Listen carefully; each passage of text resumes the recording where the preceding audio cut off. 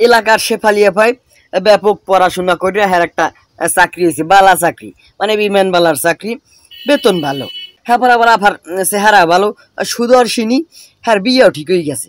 না এখন আবার এক সপ্তাহের মাথায় বিয়ে ভাঙ্গেও গেছে। তা আমি চিন্তা করলাম ঘটনা কি। পরে বিভিন্নভাবে নিউজ চ্যানেল ম্যানেল খোঁজখবর নিয়ে দেখলাম যে পায়ুপথে 1 কেজি স্বর্ণ নিয়ে ধরা খাইলো বিমানবালা। না এই বিমানবালা আবার হয়েছে আমাগো শেফালিয়া ভাই। এখন আমি বুঝতে পারি নাই এই যে এই ব্যাপারটা কি, ওই বিয়ে ভাঙছে এই ব্যাপারটা না, এই পায়ুপথের ব্যাপারটা কি। এই জলপথ, স্থলপথ, বিমানপথ সবই তো শুনলাম, কিন্তু পায়ুপথ এইটা আবার কমনের পথ। এই পথ তো আগে দেখলাম না আর শুনলামও না।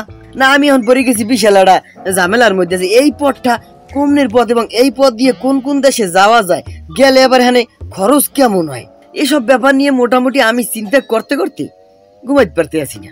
এখন আপনারা কি জানেন যে এই পথে আবার আমেরিকা যাওয়া যায় কিনা, আবার গেলে খরচ কম নাকি? কম হইলে আমার একটু জানাইন, আমি আবার যাইয়ে বাংলাদেশের খেলা দেখবো আমেরিকা বইয়া।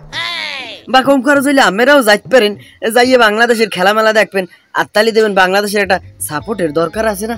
যাই হোক আপনারা আমার একটু জানান যে এই পথ দিয়ে কোন কোন দেশে যাওয়া যায় এবং এই পথটা কোথায় অবস্থিত এবং যাইতে খরচ কেমন।